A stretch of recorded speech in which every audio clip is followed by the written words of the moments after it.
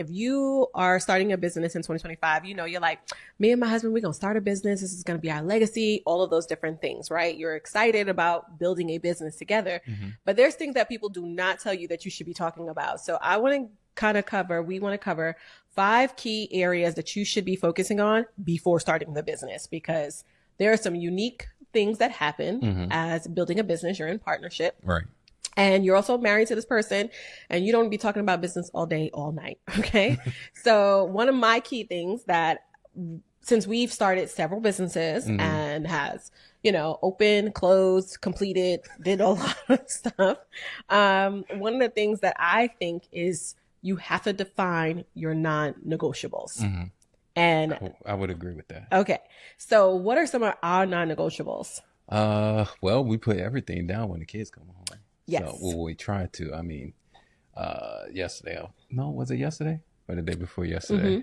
Well, that was on a Sunday. Today's, yeah.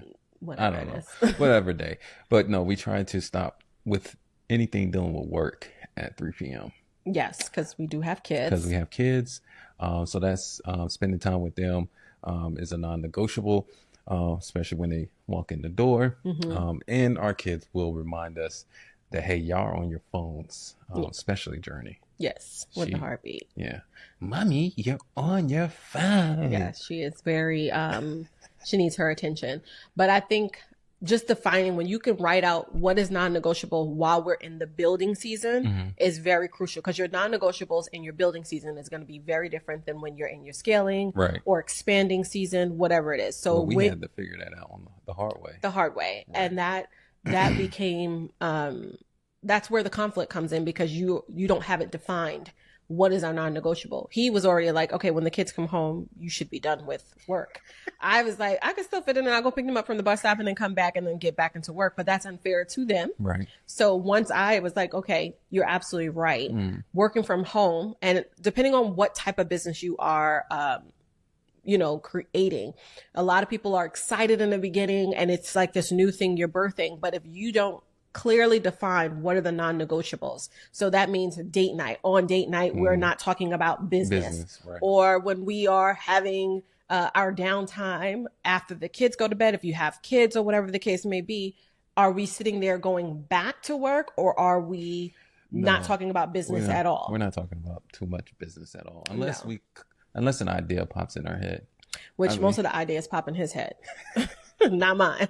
Mine would be ready to go to bed. Okay. And then what are your business hours? I think that's really, really key when you are building a business, because people tell you on the online streets, you got to grind it out, work it out, which I don't like that word. Don't like grind or hustle. But if you know you're not at your optimum peak at a certain time, like I had to have a real conversation with myself and say, I need rest. If I don't get 8 hours, I'm done. Like I need my 8 hours. And really and truthfully, my 8 hours is I can go to bed at a certain time, but I don't want to have to hear an alarm and then jump up. I need to be able to lay in bed for a little bit. Just like I open my eyes, I like to lay out and just kind of chill out. And then I get up. He can hear an alarm and jumps out of the bed.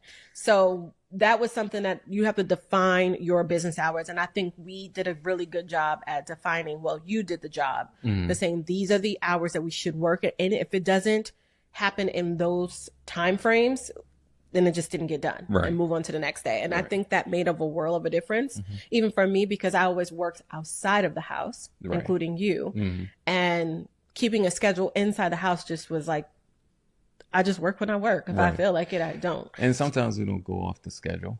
Sometimes you have to pivot from the schedule. Yeah. Today we started a little late. Yeah. So he wants to go to the gym at the crack of dawn. I want to go to the gym after the kids get out of, they get on the bus.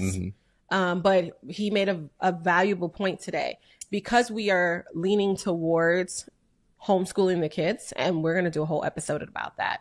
But because we're leaning more towards that, we have to set the tone now to get discipline. And at the time, I didn't want to hear y'all. I was like, whatever. Trying to make a joke about it.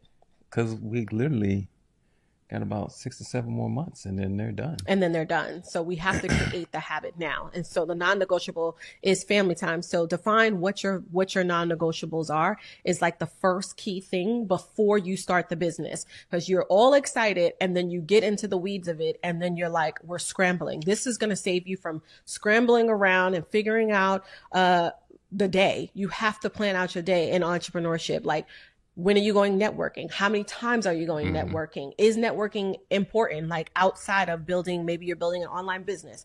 How much of those times are going to be out? How many calls are you going to be making? All of that, write it all out, even just on a piece of paper. Just throw out, okay, I'm not willing to compromise my gym time. Right. I'm not willing to compromise my Bible time. Right. I'm not willing to compromise my sleep. And what I mean by compromise is like date night, family time, or in this season, a non-negotiable is every person that's invited me to something, I'm saying no.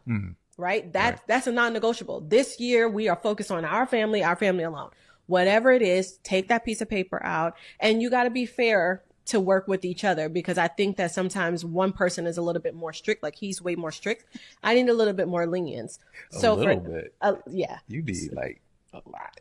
To him, it looks like a lot, but it's what fuels me. So I don't operate like you do.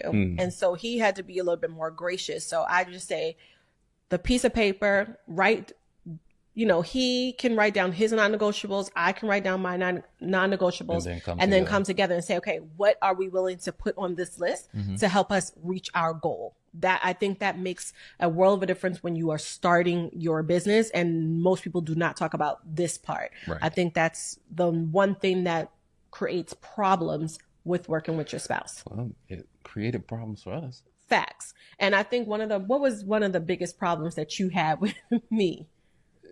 You not sticking to a schedule. Yeah. That, and you say you're going to be done with a meeting and you're not done within that time frame, or someone calls you out of the blue and you're picking up the phone, and that phone call lasts for about an hour and some change.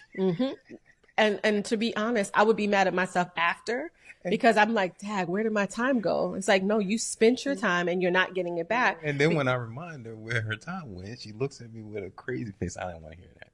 Because nobody likes to hear the truth. But that's the beautiful thing about being in a relationship with your spouse, or even doing business with your spouse. I know there's a lot of more negative things that people talk about, but I think that's the beautiful thing, because it shows you your imperfections. Right. And if you, whatever your goal is this year, if you really want to hit it in 2025, then you got to be real with yourself and just say, my spouse is not just there to love up on me and all of that, but you're supposed to bring out the best in the person. And sometimes a part of becoming the best is showing you what you're not so good at. So it's a good mirror, but it don't feel good when it's happening. I'll just keep it over. I'll be looking at him with a side eye. You sure do. Right? Yeah.